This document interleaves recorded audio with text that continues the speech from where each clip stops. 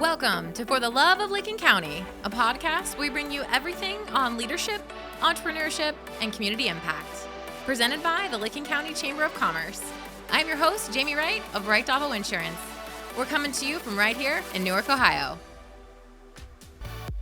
Whether you're a job seeker or a business with staffing needs, Ohio Means Jobs Licking County is here for you.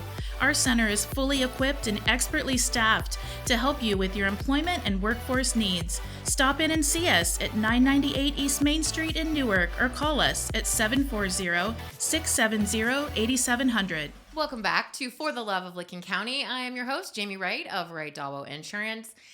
I'm super pumped today. Now, I say that every month. I'll be honest with you. Yeah. I really do get pumped up about this podcast. It's a fantastic opportunity for people to learn from really smart people, and I say that all the time. Never miss an opportunity to learn from smart people. But today's guest, if you don't know this face already, Kirby Hasseman. Now, you are the CEO of Hussman Marketing Communications. Yes, ma'am. You also have published 3 books. Okay. You do a weekly web show, Delivering Marketing Joy. I do. The Monday Minute. Yep. And you host the podcast Promo Up Front. Yep. Okay. So one of the really cool things that I learned about you in researching you. Out of 300,000 people in your industry, you were recognized as a top social media influencer. Yeah, it was pretty cool. It's been that's quite an honor. So how is, I mean, that's, what's it like to be an influencer? Don't you all live on an island or? Well, I think what's interesting is, and we were chatting about this before we started recording, is I think that what do you mean by influencer, right? Right. Because I think that when you think of the traditional sense of what an influencer is, you think of the Kardashians or, like somebody like that. And I think what all of us have the opportunity to do is to become an influencer in our own space. Right. And so let's decrease my level of I'm beefing you up. Yeah, beefing me up. I appreciate that. But I think what it is there is a certain level or a certain number of people in any industry who are going to sort of put themselves out there, and they're going to create content, and they're going to express their opinions on a consistent basis. And I think that when you do that over and over again, people tend to start to listen. Yeah. And so that's certainly what's happened with us is that, we were early to the game when it came to content, and then we kept going. Right. And I think that that's really, of all the things that we'll talk about today, and I'm sure we'll talk about consistency, that's the secret sauce that I think most people lose when they talk about influence or social media or content or just marketing in general, is they do a lot for a little bit and then they go away or they stop with whatever it is. And one of the things that we kept doing is we just kept going. Yeah. And so that's one of the reasons I think we tend to be on those lists in that specific space. So I love this. And I want you to open up a little bit to tell us a little bit about Hasseman Marketing and Communications and what you guys do. But before you get there, something just came to mind. Sure. And I think I asked you this during that meeting that we had, and I'll get to the topic. I promise you. I promised you. But how much is too much? That's a great question. Because sometimes I think when people, and for me too, what's relevant? When do you need to take a break from what's relevant? What's too much? And because I think sometimes it gets diluted and people lose their credibility on social, right? Right. I think sometimes, but I honestly think that it's less than we think. Okay. I think that all of us have that voice in your head that's telling you that you're not good enough, you're not smart enough, and doggone it, nobody cares what you think, right? But I think it's important to know that we all have that voice, right? And I think that we talk ourselves out of doing the things that we should be doing because we're like, nobody cares, and we're overexposed. But what I'd also say is most people's businesses are not failing because they're overexposed, right? Most people's businesses are failing because people don't know who they are, right? I mean, that's just the honest truth. And so if that's the case, then why are we talking ourselves out of putting out content that would be relevant? And by the way, that's the other magic key. You can be too much if all you're doing is ads and promoting and buy from me and all that sort of thing. That gets old super fast. Yeah, we'll talk about that too. Right. But if you are creating content that your audience actually is interested in, where it entertains, it answers their question, it brings them value in some way, man, it's hard to do too much. Yeah. I mean, like you think about one of the things that I talk about a lot is that everybody in today's world is a media company. You are doing a great job of showcasing that right now, right? Your insurance agency, the Chamber of Commerce, it's your media agencies, right? You are promoting to a specific audience. You have the ability to create that content. Well, when you follow on Facebook or Twitter or whatever, the Washington Post, right? Like you're never like, man, they're posting too many times today, right? They're not, because they're creating relevant content that their audience wants to see. Yeah. Now, if it's an article that you don't give a darn about, Sure. see how I edited myself right there? Yeah, thank you. Then you just scroll on by. It doesn't make you mad, right? Yeah. But then with the third article that they post that is specific about the insurance agency, you're like, oh man, I really want to know about that. So I think if you are being consistent and authentic to your brand, and then you are serving your audience, it's really hard to overdo. Where we get sideways and where we do have the chance to turn people off is almost always when we're thinking of ourselves first and not our audience, if that makes sense. Yes, it does. Okay. And Yes. so I post more content than most people. Okay. And that's not a pat on the back. It's just Also your job. it is. That's right. But even I struggle with it sometimes, like, okay, is it too much? Yeah.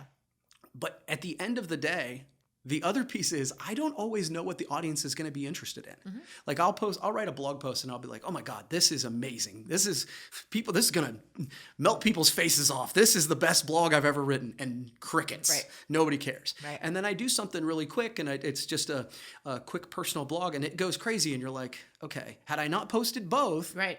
I didn't think the second one was good, but that's the one that resonated with the audience. So I think though you're doing it with the audience in mind, you don't always know the thing that's going to take off. Yeah, and so that's true. That's very true. Right? Yeah. And so, this post I thought for sure everybody'd care about, this video, this whatever. And this other one that I threw together really quick was the one that really took off. And that has to do with timing. It has to do with all kinds of different factors. But I think that that voice in our head, which is perfection, which is, the thing that tears us down so many times, is holding us back. That's right. Don't fail. Yeah. So I don't think if you are doing it with the audience in mind, it's really hard to do too much. Yeah.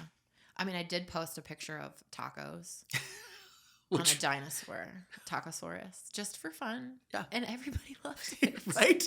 Nothing to do with anything, just some tacos. People love tacos. If all else fails, just post some tacos.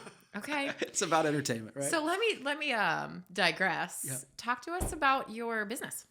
What do you guys offer? Yeah, sure. Hussman Marketing is a full service sort of one-stop shop when it comes to marketing in our area. We're located in Coshocton, Ohio. We're very proud of that. But we have, if you draw an hour-and-a-half circle around our area, which obviously Licking County falls into, we do business in all of those areas. Branded merchandise is the biggest piece from a top-line revenue perspective that we do, but we also have in-house video production, in-house print. We do digital marketing.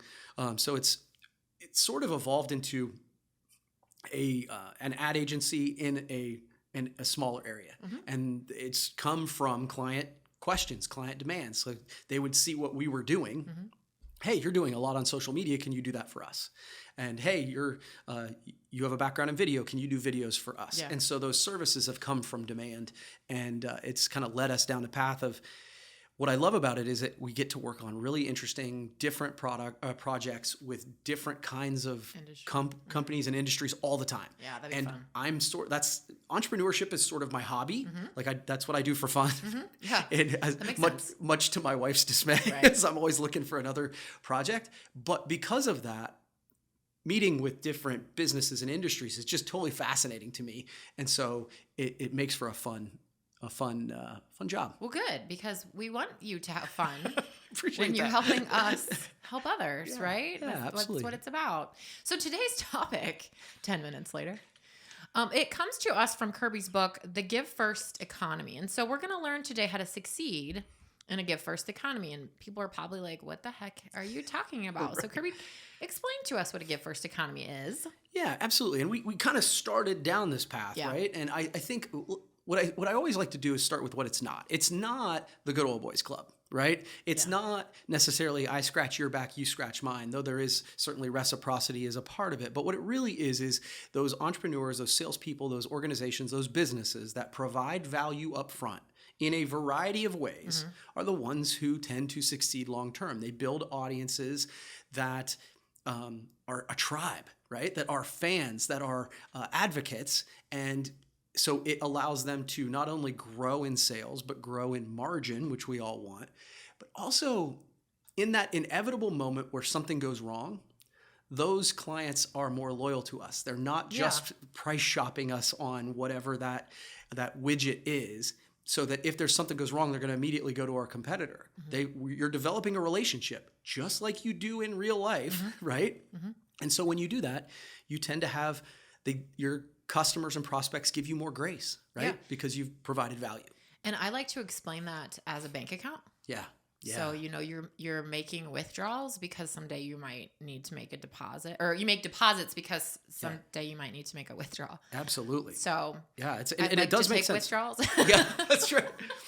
Well, ultimately, like one of my favorite authors, we were talking about Seth Godin earlier, but Gary Vaynerchuk is a guy. Yeah. When you talk about can you do too much, Gary Vaynerchuk, if you don't know who he is, just search Gary V.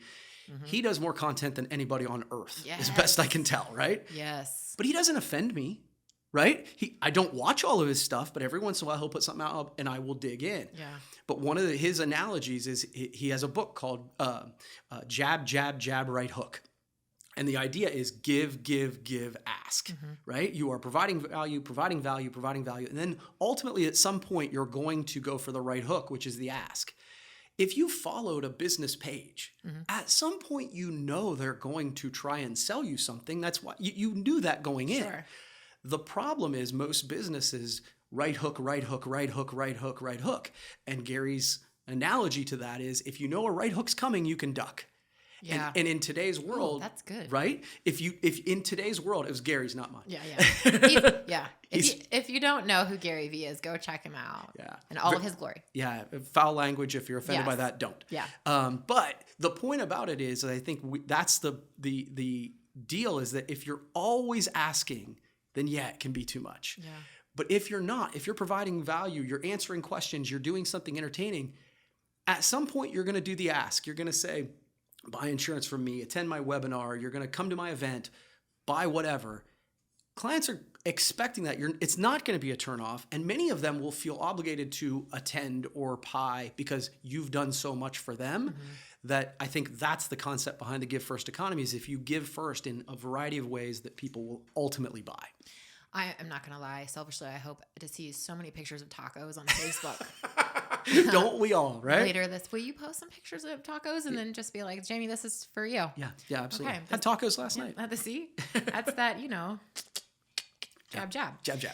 So, and I love that you brought Gary Vee up because I was going to mention that too. Why do those that give first win? You explain this as the push and the pull. Yeah. I think what's funny about it is I think we talk about this through the idea of social media. And I think what is happened is since the beginning of time, we've lived in a push marketing world where the organization or the individual, the salesperson who pushed out their message the hardest, the fastest, with the most money, whatever, they would win, right? And though social media does give everybody a voice, I think that what we want to do is pull people in, because the good news is, as consumers, we now have a voice. We have the ability to unfollow your page. We have the ability to block ads. Right. We have the ability to sort of curate content for ourselves, and we're doing that, right? Whether we mean to or not. Well, when you pull people in, which is providing that value, then again, you build that reciprocity a little bit so that people are more inclined to follow and buy. And I actually bring it back to the idea of like my grandma or my great grandma, right? And so the new school techniques is to provide value through content. But like my grandma would go to her local butcher store, right? And the butcher would know, oh, okay, so it's Thursday, and that meant my grandpa Tom he would work late that night, and so he would have a specific kind of meat that he knew my grandma liked, and he took time with my grandma to make sure that she got exactly what she needed and she had a great experience, right? Why? Because A, she was a valuable customer, but B, she knew everybody in town, Yep. right? And so if he provided her poor service, then she would tell people, and he didn't want that. And so every single customer was valuable because they had a voice in a small community. Well, social media has turned the world into that small community. Every consumer has a voice, so it makes sense for organizations to take care of them. And I actually think done right, that can be exciting. Yeah. Right? That means that we are sort of endorsing the companies that do business the right way. And I think when we do that, good things happen. Now, it isn't that, I'm going to hit this button and sales go up. It's a long-term play. But I think done right, it's the kind of world that we want to live in where businesses are doing things in that way. So, which brings me to open it up about how to give first. Okay. You talk about giving out joy, and Yeah. I know, and I do. So to just open it up, because I really think that this is so relevant, not only for business, I think, but also personally too, within our personal relationships, and selflessness, right? And if you can work on those things in your personal world, then it's going to transfer over into your professional life as well. So open it up. Talk to us about that. Yeah, I love the idea. We'll start with the give out joy thing. I think, gosh, when I wrote the book, there was a study out that said that 89% of what you see in the world is negative, right? And I have not seen an addendum to this, but I would argue that it's higher than that now, right? If you've lived through an election cycle with all these different things, social media, and I think it's pushing us toward the extremes in many ways, right? Oh, yeah. I think 89% seems low. So, one of my favorite quotes is from an author named Mike Michalowicz, and he says that we're always trying to be better. We want to be better than our competition. But in the minds of our customers, better isn't better. Different is better.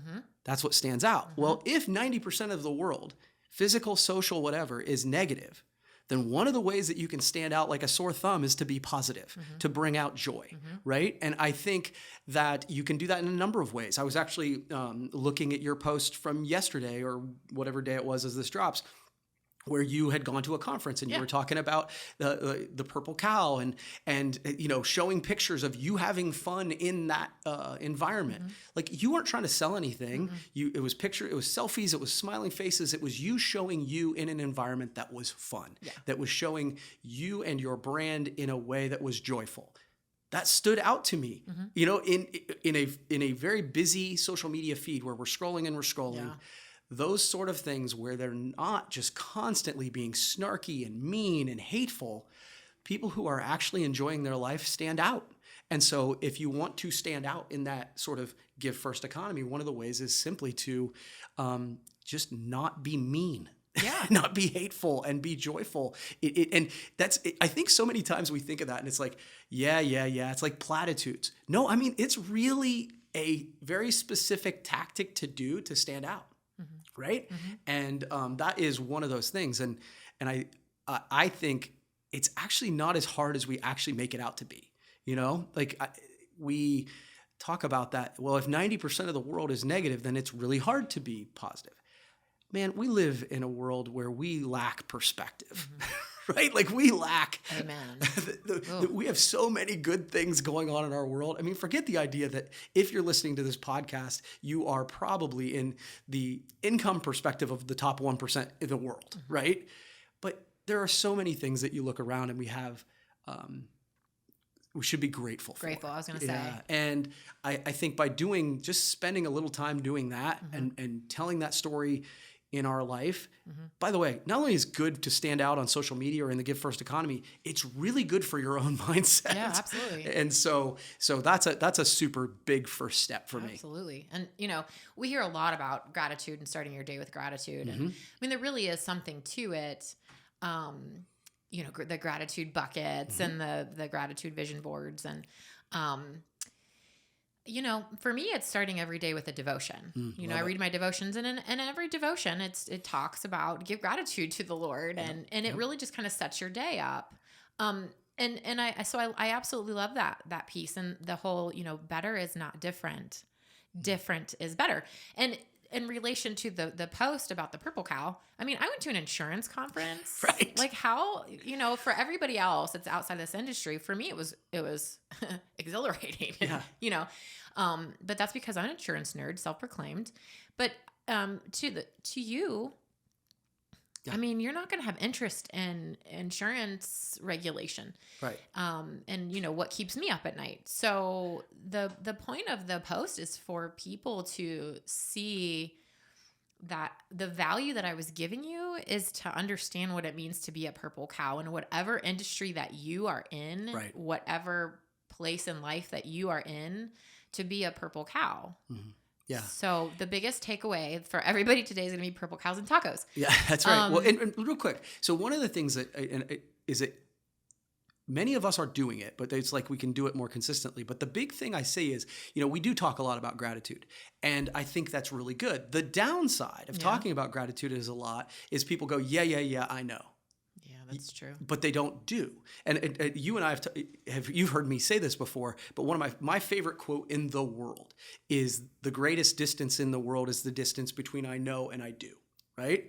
And there's so many times where we're listening to a speaker, we're reading a book, we're listening to a podcast, and they say something and it's insightful and you say, yeah, I know. But I think it's really important to stop and go, yeah, but am I doing it? Like everybody who's listening to this podcast at some point in their life was like, send, when you get into business, send thank you cards, right? Mm-hmm. Yeah, I know. But are you doing it? Right. Are you really doing it? Because the answer, honestly, is no, you're not. Yeah. But you're not doing it consistently, and you could do it more. And I think the same is true with gratitude. Like we know we're supposed to start the day like that or end the day like that, and we're supposed to do a gratitude journal, but most of us aren't doing it. Mm-hmm. And so, I mean, I don't, right? Except for my, devotions. But at least then it's a habit that pushes positivity into your brain at a specific time. Mm-hmm. That's going to look different for everybody. Mm-hmm. But the idea that you are doing a consistent habit does make a difference. Mm-hmm. And I think that the reality of it is, if you're listening to this podcast and you're like, hey, we're supposed to be talking about marketing, we are. Yeah. Because it is about personal branding, and setting yourself up for success the whole day changes the way you show up in the marketplace. Yep. So let me put some relevance to this I know portion for those of you that are like, that's just, I have to rewind. Your children, if you are a parent, anytime that you tell your child something that is correct, what do they say to you? Oh, yeah. I know. I know. Yeah. I already know that. But they don't. Yeah. So then you have to explain as to why you need to do these things and how you don't necessarily know. So, and that's kind of the tangible takeaway is, oh yeah, that resonates with me. Like I have to tell my kids that all the time. We do it all the time. Yeah. And so our kids are probably like, I learned it from you, So if anything, I mean, think about that for a second, because I mean, I just did when you said that out loud, and I thought, my son says that all the time. I know, I already know that. No, you don't know how to be a Major League Baseball pitcher. You don't, because you haven't done it yet, right? And honestly, that takes a level of humility, big time. We're talking a lot about humility today, so.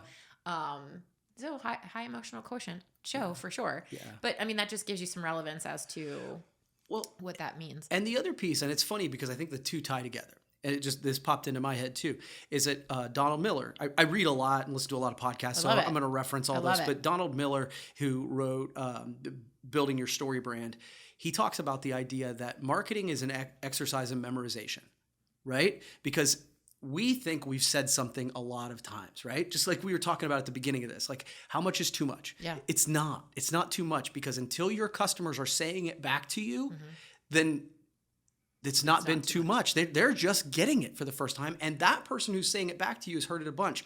That other person has just heard it for the first time.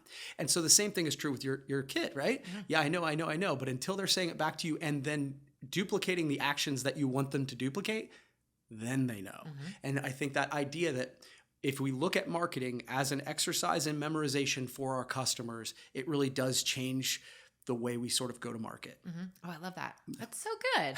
It's thanks. So good. It's so good. So the next thing too that, I originally saw Kirby in a Licking County Small Business Council event at the New York space, and he has this presentation. And in the presentation pops up this picture of your driver's license. Yeah. Yeah. And it's like this. Sure is. And so I want you to tell everybody the story about though you have it with you. I do. Like it's his literal driver's license. I gotta get it out. Sorry. And so it obviously this goes along with the whole better is not different. Yeah. So explain to us in relation to the driver's license. And I wanted to bring that up because it was obviously the highlight of the presentation. It's funny, yeah. So open up a little bit about that. Yeah. So, I think that when I talk about giving out joy, I think that one of the pushbacks, one of the yeah buts that you get sometimes is that you say that people are like, yeah, but what I do is very frustrating, or it's a stressful job, or the world is negative, and you can't bring joy to every situation. You can't bring light, to every situation. And I joke that you can even find joy at the DMV, right? Yeah. And so that has been one of the best things that I ever did, is that I stood there and said, I was like, okay, take your picture. And I cheesed it up as best I could. And I always joke that the best part of that picture is that about 5 to 10 feet from me are 2 teenage daughters who are absolutely mortified, right? They Dad. And then the other pushback I'll get is that people will say to me, my DMV, they won't let you do that. Yeah. And I'm like, I know. They wouldn't let me do it either the first 5 or 6 times. And I will tell you, those impatient gals at the DMV are like, screw it. It's fine. Whatever. Move on with your life. Because, and I will tell you a couple things, like when you're checking into a hotel, when you are at the TSA travel, you want to brighten somebody's day, hand them that driver's license. I mean, like, these are incredibly stressful jobs. Like the TSA, you will hand that to somebody and they'll be like, oh my God, I've never seen anything like that before. Made I'm my like, day. have a great day. Yeah. And so I say, kind of tell that story just to say that even in areas where you don't think there's an opportunity to stand out, but it is a great example of standing out though, right? Yes. And so, but there's ways to insert joy, insert humor, insert fun into all kinds of areas of your life if you are intentional about it. And I think that sort of phrase, if you are intentional about it, probably should be on the book of the next, the cover of the next book I write, because I'm like, there's so much about our lives, our marketing, our business, but our lives in general that just happen to us. Yeah. Right? They tell us to stand in this line, we stand in this line. We tell them to do this. And the problem with that is we're not creating our life intentionally. And when we don't do that, we get to the end of a day or a week or a year or a decade and we're like, what happened? How did we get here? And it was because we didn't do things on purpose. And I think that, when you don't do things on purpose, you end up being a 2-bit player in somebody else's movie.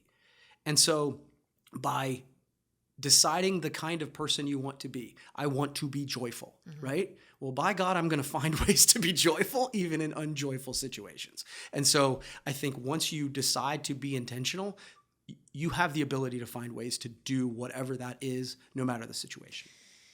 Oh, if that didn't make you emotional, I want you to rewind that part and listen to it again. It's true. Yeah. I am so guilty of that, just going and going and going and doing and doing and doing. And then you get home at night and you're like, man, I don't even remember the entire day. Right. Yeah. What was the goal of that? Right. Yeah. Yeah, that's really good. I appreciate you enlightening me today. Well, again, this is, it's funny. Just as a side note, I intended to talk about this, is I woke up this morning and the first thing I saw on social media was someone making a snarky comment about a piece of content that I had created. Aww. And it changed the tone of my day, right? And so for the next hour, I was thinking about, do I respond to this person? How do I respond to this person? Do I be snarky in return? How can I do? And then on the way here, I got a call from a person who is someone I respect in Coshocton County, and they brightened my day. It was like they totally changed the course of my attitude. And then as I got off the phone, I was like, oh, well, that was great. It totally refocused my attitude. And I was like, I can't wait to go and have this conversation with Jamie. And like, by being intentional about putting those people in your way. Like I was frustrated with myself because I didn't specifically call Tiffany, which was who called me. I was like, well, I should have just called her in the first place. Yeah. But luckily, a good thing happened to me. And then I was like, it reframed me and I can go, okay, now I'm going to talk to Jamie and that will lift me up as well, as opposed to just letting things happen. Yeah. And that's what happens sometimes with social media is that we get that one comment and it's human nature that it's the thing that sticks with us. Right. And then not being intentional about putting the things in your brain. That's where I think we get off track. And so like for me, this podcast today was a thing that was like, ooh, this is going to lift me up and I'm excited to do it. Good. Does that make sense? Yeah. And that kind of goes to what just came up to my mind is sometimes I let people live rent free in my head for like the longest time. Yeah. Like there's things that happened 2 weeks ago that it'll trigger me and it'll stay there. Yep. And I have to seriously be intentional about my thought process until it passes. Yeah. I mean, think about that in terms of the people that you are letting live rent free in your head and taking up space. And what is really important? Yeah. Like, does that really matter? Yeah. No. And I think a lot of it is we want to respond. Yep. We want to respond like right now. Oh, totally. We want to get it off our chest. We want to. I mean, sometimes just sitting with the tension is a part of the journey, right? Just sitting in the tension is a part of where you're supposed to get. Like if we could just sit there for a minute. Totally. Well, and I love what you said about because the people that we often let live rent free in our head, to quote you, which I think is great, are often people we would not seek advice from. Right. Right. And so about that idea of, yes, living with the tension, but then one of the things, Wayne Dyer said this one time, he said that it's a controversial thing to say, but humans don't create thoughts. Okay. And if you don't believe it, stop thinking. Go. Can't. Right. Because they keep coming, right? Right. But what humans do have the ability to do is to select thoughts, right? It's like, and his example was, it's like a ticker tape parade. It's like the thing at the bottom of CNN or Fox or whatever, and the stocks. And you have a thought that comes by and says, I'm not good enough. Or it has a thought that says that person said my shirt looks stupid or whatever. And you can look at those thoughts and let them go on by. But then another thought comes by and says, hey, today's going to be a great day. You know what? I like that one. I'm going to grab that one. And I think by intentionally curating your own thoughts, that's the thing we do have the ability to do. And I think by doing that, it really does really shape your attitude and the impact you can have on the day or your community or whatever. Gosh, don't you think that takes practice though? Oh, it's the thing that, again, I don't know that meditation is the thing we were planning on talking about today, but the reality of it is that's a place where I've spent a lot of time on being mindful, right?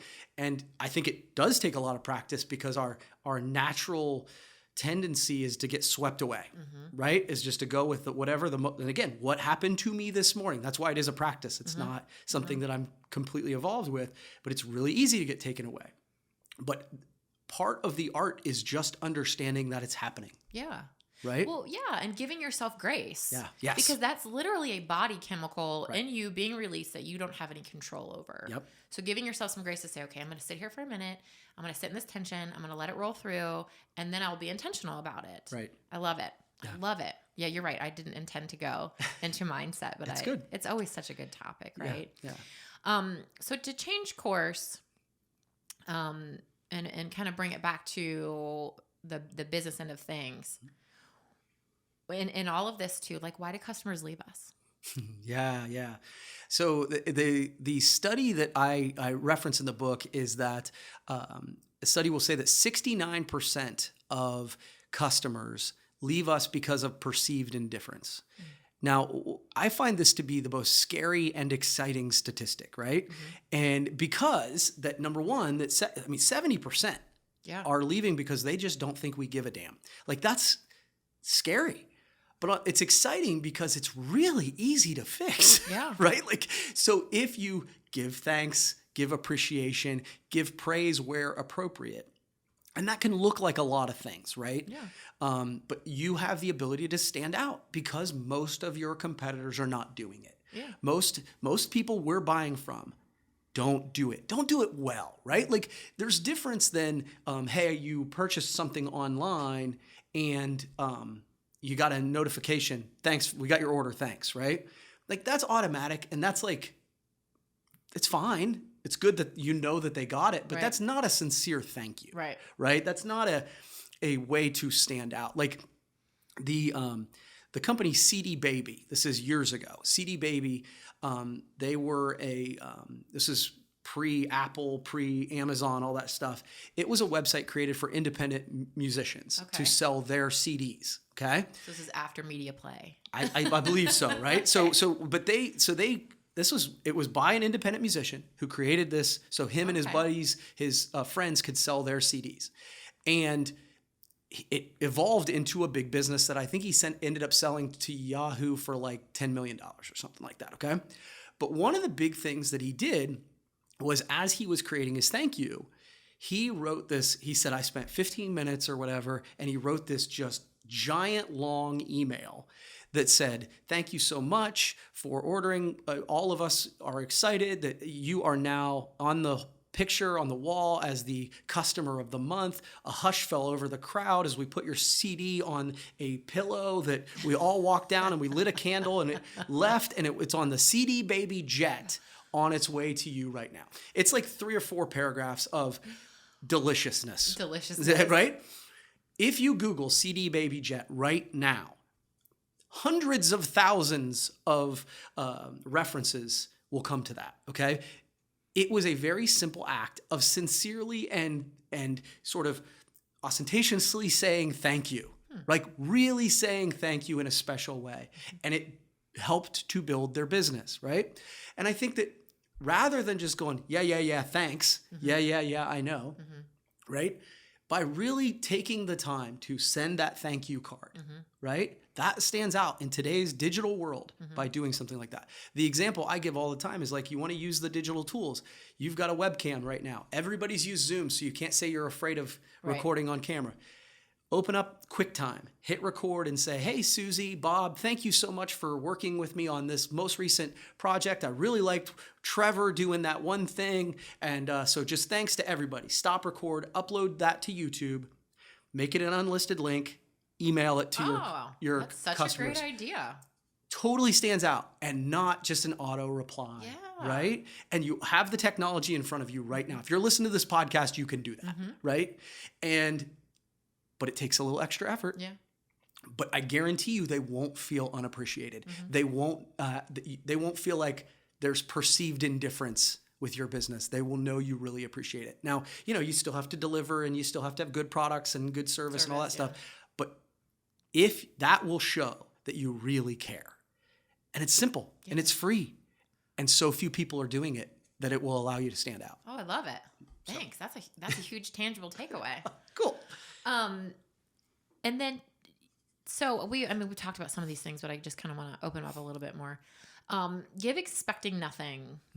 I mean, we have touched on this, but elaborate a little bit because I think that everybody understands that intellectually. Yeah, right. Yeah, I think that, so where this starts is give expecting nothing. And I think that the challenge we have is that we all have a BS meter. Yeah. Right? So a rule of psychology from the book Influence by Robert Cialdini, one of those rules is the rule of reciprocity.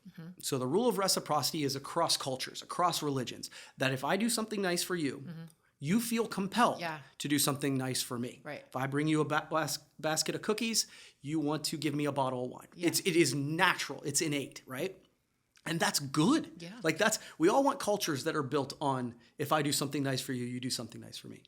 The challenge is marketers tend to ruin everything, right? And so we have tried to manipulate, we give something little so that we can then ask you for the big sale, right? We're manipulating the rule of reciprocity. Yeah. And so people's BS meter goes off and says, yeah, they say they're giving me something, but what's the catch? Right? What there's the saying is, there's nothing in this life that's free or whatever. No such thing as a free lunch. Right. Yes. Love it. So a couple things happen. Number one, if you give and expect something, that's not giving. That's a transaction. Correct. right? And you set yourself up for frustration and failure because some people won't buy from you, right? So if you do give expecting nothing, number one, it sets you up for a better mindset and it's the right way to do things. But honestly, the biggest thing is that when people really realize that you have provided them value without expecting anything in return, they're so blown away that they're more likely to buy from you. Right? Because you have done something authentic. You have done something actually giving that they're like, this person is different. And so it's the great juxtaposition that you say, look, if you give expecting nothing, the irony is you'll probably get more. But if you don't, it's okay because you're not upset by it because you gave with the intention of giving. Yeah. And it's just better on both ends. I love it. I had some thoughts there too. Like, but isn't that in itself a method? Oh, of course. Okay. It is and it's not, right? Because so when you say a method, I think it's a method of doing business. It's a method that's of what I mean. of life. Yeah. Right? But I think, it goes back to grandma, right? Yeah. Let's bring it back, right? When somebody new came to the neighborhood, right? Did she take over a basket of cookies? Yes. Did she expect No. Right. She expected that they'd have a good relationship for the next 10 years. Right. Right? And that was the hope. It's not that she was trying to manipulate them into being friends. Yeah. There's a difference. And I think intent matters in that way, right? And so, Simon Sinek talks about it in The Infinite Game. He says that, the challenge, not to go too far off, but I love the concept of, I always call it, I want 20-year customers. I want to create customers that are my friends, that I see at restaurants, that again, they forgive me of my mistakes. They recommend me to their friends. They're 20-year customers. We have a long relationship. Sinek calls it the infinite game, right? He says there's two types of games.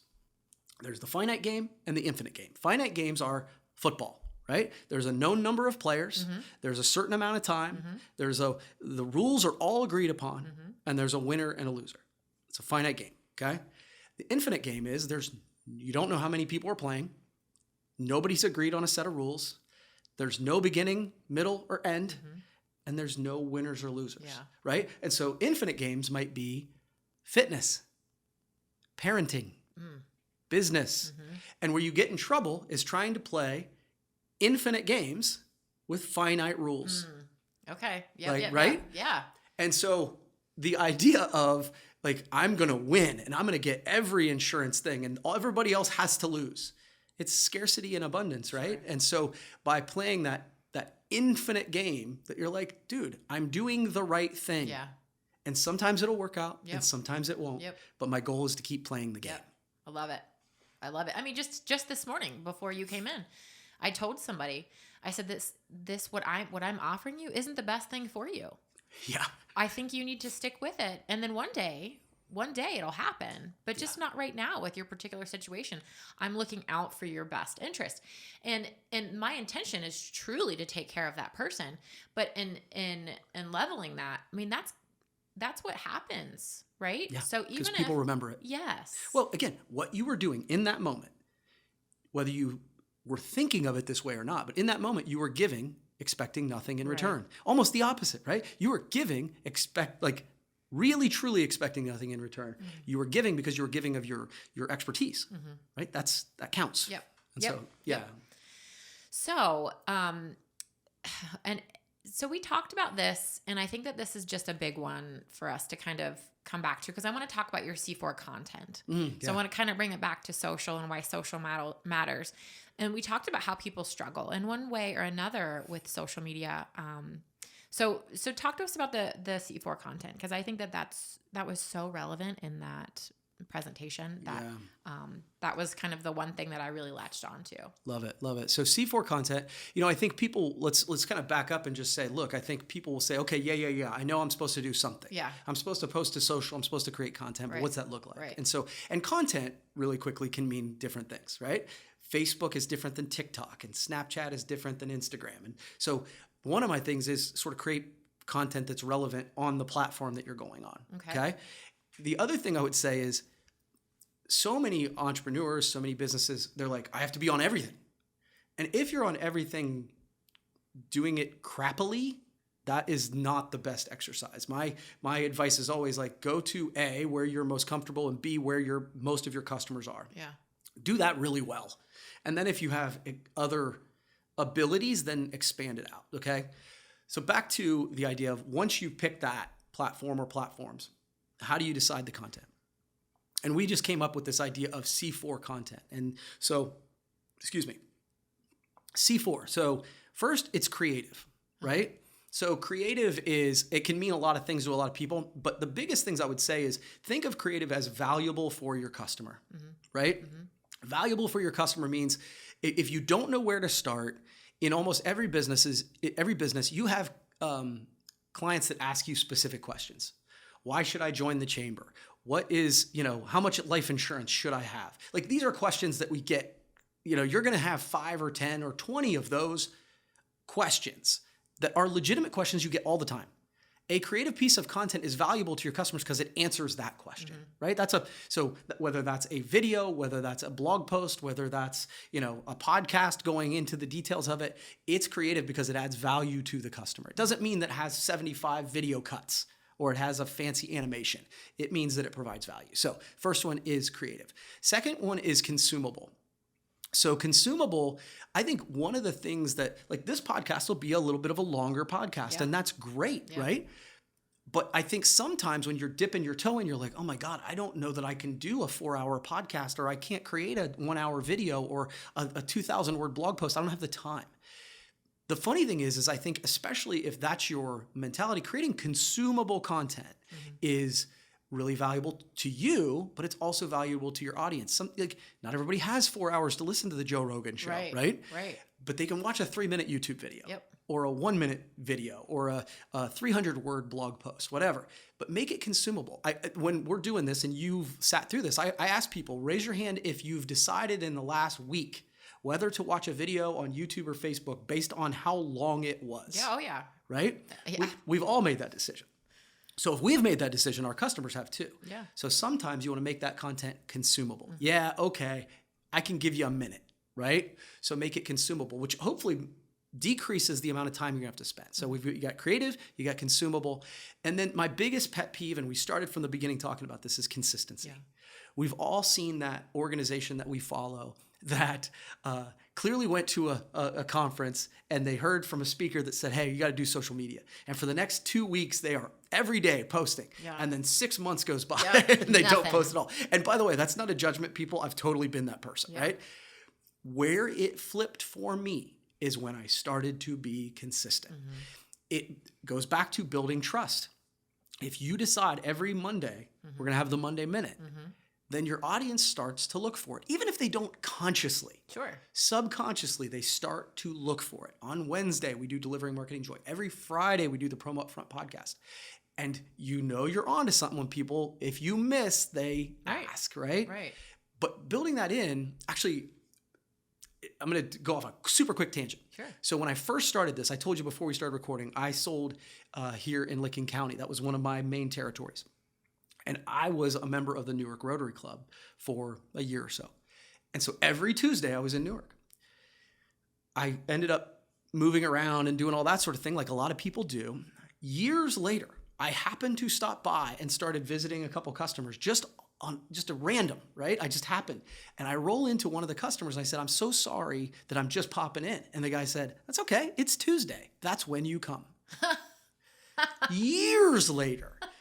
You train people how to treat you. I tell my kids that all the time. Yeah. Well, you do the same with your customers, and that's what consistency does. Now, the good news is you decide the consistency, right? It doesn't mean you have to post every day. It doesn't mean you have to, like Seth Godin, write a blog every single day. Yeah. If it's once a week, once a month, whatever, you choose it, but then be consistent with it. That is, to me, that's like rule number 1 in building an audience. Yeah, is be consistent, okay? And then the 4th C is courage. And I've talked a little bit about this today too, is that we all have that voice, right? I think we see people who are speaking at conferences, on podcasts like you, and that are putting themselves out there and they say, well, they don't have that voice. Right. They do. Right. They've just fought through it. And I say that to give you like, no, it's not like, don't let yourself off the hook. it does take courage to put yourself out there. There will be times that you get snarky comments like I got this morning. But the irony about that is those stick out in our minds, but in the grand scheme of things, they don't, right? Like they're generally the minority. And so it does take courage. You have to be creative. You make it consumable. You got to be consistent, but it does take courage to do it. But I would tell you that over the course of 7 or 8 years of doing it, the positives so far outweigh the negatives that it's not even close. Sure. I mean, we talk all the time on the show about how to find comfort in being uncomfortable. Oh, yes. And, the snarky comments, those people aren't doing what you're doing. Totally. They're not putting themselves out there. They don't have the courage to do anything but keyboard warrior. Yeah. I mean. Well, it's one of the things that one of my favorite analogies is that I think content marketing, social media is very similar to fitness. Okay. Right? Like it's because I think most people will be like, well, we know we're supposed to do it. Oh. Right? Okay. I'm going to do, like, you know what? I'm going all in for a week. And then you're frustrated because you don't see results after that week. And quite frankly, you're sore and you're tired and I don't want to do it anymore. Right?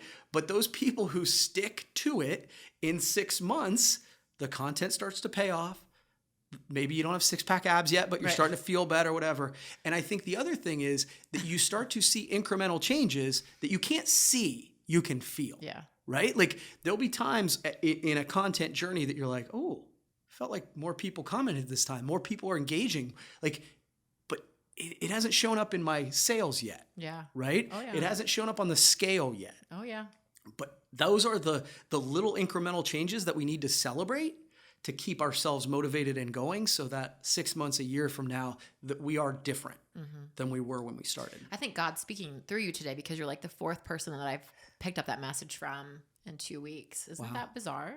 I think sometimes that it works that way. Yeah, that's a good thing. I love it. So give the people some tangible give first tactics. We talked about the thank you cards. I love thank you cards. I have a whole bulletin of thank you cards. They mean so much to me. Even if it's like, thanks for showing up with me today. Because that means that person took time out of their life for me. Yeah. I love the thank you card thing. So we open up a lot about that, but then you talk about, we've mentioned go to people when you're not asking them for money. Yeah. That's, it is a funny thing about that, right? That was I think as entrepreneurs, as salespeople, we're great at going to people when we've got something to sell. And I think that you can train people to, it's a right hook, right? It's a right hook. So they're ready to duck. So if you consistently show up with people when you, and again, doesn't have to be every time, but when you are just saying thank you, like literally showing up. Obviously, branded merchandise is what we do. And if you show up with a branded tumbler and just say, hey, I just want to say thank you for your business. Have a great day. Yeah. Like people are like almost leaning in. You can see it when you're interacting with them in person. So glad we get to interact in person again, by the way. I know. But like you can literally physically see people leaning in. Wait, like expecting you to try and sell them something. Nope, just wanted to say thank you, really appreciate you. Show up when you're not asking for money. You talk about standing out, you really do. Yeah. The other one I love, and this was a game changer for me, is recommend things you don't sell. Right? And you were kind of alluding to that a little bit earlier. And I had a moment in business where a friend of mine in Coshocton was getting ready to open a business. And him and his wife were, doing all the hard work that get you ready to do something like that. And he invited my wife and I over for dinner and just to brainstorm marketing ideas. He's like, I respect what you have to say, so let's just talk about what I should be doing. And at the time, I said to him, I obviously the challenge with anything, like if you're selling insurance, you're selling branded merchandise, you're selling everything is, a nail and you got a hammer and you can hit it. So everything, I have a solution with branded merchandise for everything you want to do. Right. But in that moment, I said, hey, maybe you should do this. Maybe you should do this. And then I said at the time, I think you should probably do some radio ads. And here's the strategy I would use. And it stopped him. And he was like, do you do radio spots? And I was like, well, I mean, I could help you, but no, here's who you should call. Here's the rep, blah, blah, blah. And it was funny because you could just see him go, I was recommending something that I had nothing in because it was best for him. And it didn't matter. Right. And he started looking at me differently. I wasn't a salesperson. I was an advisor. Yes. And I think that is a give first tactic. That's so good. Right. And then, there's a bunch in there, but like one of them is just, so we talked about creating content. I do think that's the best way to set yourself up as the expert in the room. When you're the person that everybody else is quoting, then, that we're all talking about Gary Vee. Yeah. He's the expert in the room, right? Agreed. But you can also curate content, right? Like other people are creating content in the space that can be really valuable. And by you sharing that content, it still shows that you are in touch with your customer and your audience, right? And sometimes that's through social. Sometimes it's it's like not old school, not new school, but taking an article that you saw that you're like, hey, this has to do with your industry. Yeah. Here's an article I think that you would really appreciate. See, the old school would be clipping it out of the newspaper and mailing it to them. By the way, still a good idea if you get the newspaper, right? But doing that simple thing is like you're curating content to your audience that shows that you give a darn about them and that you understand the things that matter to them. And those kind of people are the people we want to do business with. So this is the point in the show where I ask you to get a little bit vulnerable. Okay. Because I think one of the biggest, tactics is giving kindness. Right. You talked about, the Mark Twain comment, kindness is a language which the deaf can hear and the blind can see. And you have a kind of a personal story about this and how it relates to everybody. Yeah. This is the part that I always sort of close the presentation with because I don't want to keep going after this. So I only have a couple more questions. No, just kidding. I promise. No, so essentially, it's a story from sort of my childhood. I'm from a small town, and there were in our community there were multiple elementary schools, and there was a girl who. I always struggle to describe it. She wasn't one of the popular kids. She wasn't one of the pretty people. And, kids would obviously make fun of her, but they would actually use her name as an adjective to describe things that were smelly or bad or gross. And, when you're in fourth grade, often you don't know whether you know any better or not. I didn't. Let's just put I don't want to put other people. And so I'm sure I participated. In sixth grade, everybody came together in the middle school. And so I got to meet her, right? And there's a great quote out there that says, if you want to hate somebody, don't get to know them, right? And so I remember seeing who it was, and I'm purposefully not mentioning her by name right now. But I just remember going, okay. And I made a decision in that moment that I wasn't going to participate. And I always say, I want to be super clear. I didn't defend her honor. I didn't get in a fight to tell everybody else to stop. I just stopped, right? I just stopped being a jerk. That's it, right? And I say that to say that 6 years later, we graduated together. And, I'm sure I spoke with her in the hallways and whatever. But I did nothing above and beyond a human would do, right? And so a couple years later, I'm working at a local factory. It's the second day, and I'm in the break room, and I get a tap on the shoulder, and I turn around, and there's this kind of short, stocky guy. I would say he's built like a guy that would build brick houses, right? And he said, "Are you Kirby Hasseman?" And I turned, I was like, "Yeah, I'm a cocky college kid, And he said, "I'm this person's father." And I was like, "Oh crap, I'm gonna get my butt kicked on the second day of work." And it's sort of adversarial. He's leaning in, right? And I was like, "Okay." And he said, "Hey, I just wanted to thank you." And I was like, "Okay." He said, "My daughter said you were always nice, always kind to her. And I appreciate that."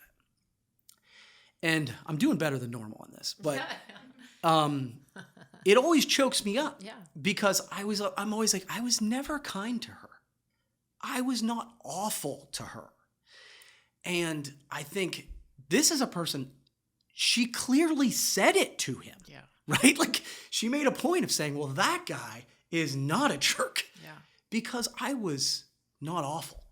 And so I always say that, just think of what I could have done, right? Just think of what I could have done if I would have went out of my way for a second, what that would have looked like to her. And I think in a world where 90% of the world is negative, a lot of people are living through that, right? A lot of people are her right now.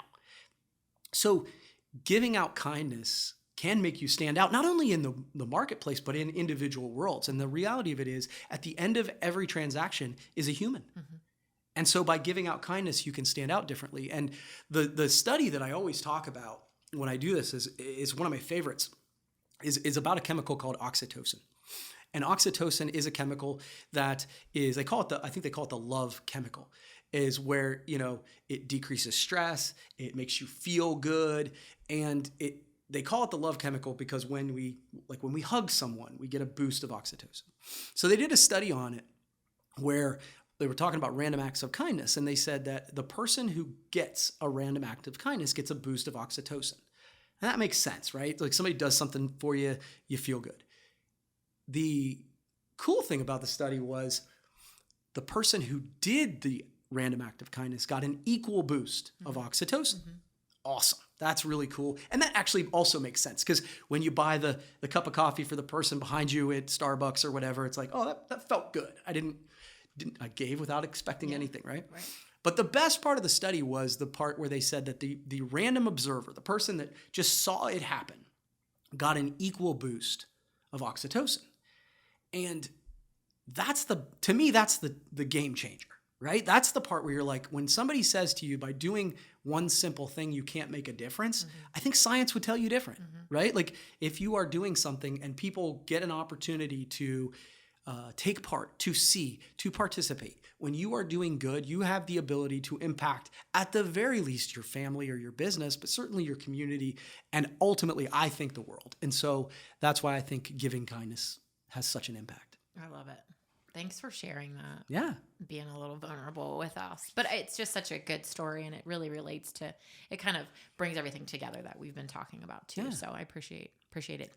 Before we wrap up today, I want to just kind of mention your book here. Sure.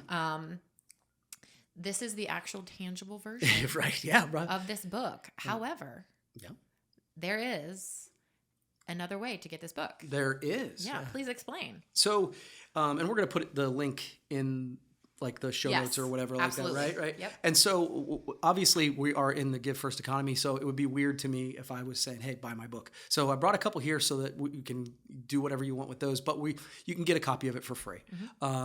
And I don't have the thing memorized, but I believe it's HussmanMarketing.givefirst.io. And so we'll send that link. We'll link it to the... So that you can go get the copy for yourself. It's an ebook of it.